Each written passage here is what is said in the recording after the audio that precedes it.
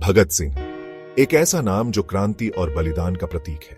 उनका जन्म एक ऐसे परिवार में हुआ था जो भारत की आजादी की लड़ाई में पूरी तरह से डूबा हुआ था। बचपन से ही उनके परिवार के बलिदान ने उनके अंदर देशभक्ति के बीज बो दिए थे। अंग्रेजों की क्रूर नीतियों ने उनकी आजादी की चाह को और भी भड़का दिया। जलियांवाला बाग हत्याकांड ने उन्हें बहुत परेशान किया और यही वो मोड़ था जिसने उनकी क्रांतिकारी भावना को जगाया। समाजवादी विचारधाराओं से प्रभावित होकर भगत सिंह ने विरोध के पारंपरिक तरीकों पर सवाल उठाए। उनका मानना था कि अंग्रेजी हुकूमत को उखाड़ फेंकने के लिए सशस्त्र प्रतिरोध ही एकमात्र रास्ता है। वे हिंदुस्तान रिपब्लिकन एसोसिएशन में शामिल हो गए, जो एक क्रांतिकारी संगठन था जो पूर्ण स्वराज की वकालत करता था। अपने अटूट संकल्प के साथ भगत सिंह ने अपने साथियों सुखदेव थापर और शिवराम राजगुरु के साथ मिलकर 1928 में लाहौर में ब्रिटिश पुलिस अधिकारी जेपी सॉन्डर्स की हत्या कर दी।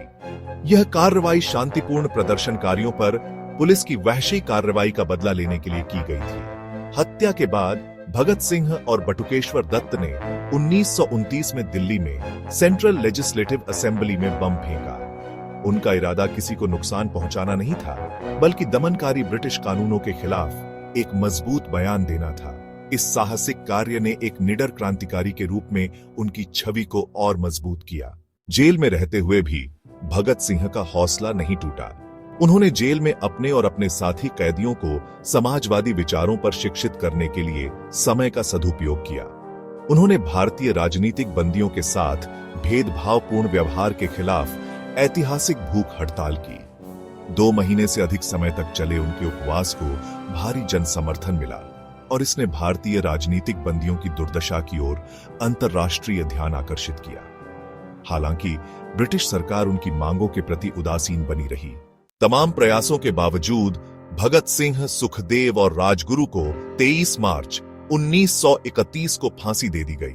उनकी फांसी से देश भर में रोष फैल गया और आजादी की आग और भड़क गई। उनका बलिदान अनगिनत भारतीयों के लिए प्रेरणा का काम बना, जिन्होंने स्वतंत्रता संग्राम में भाग लिया।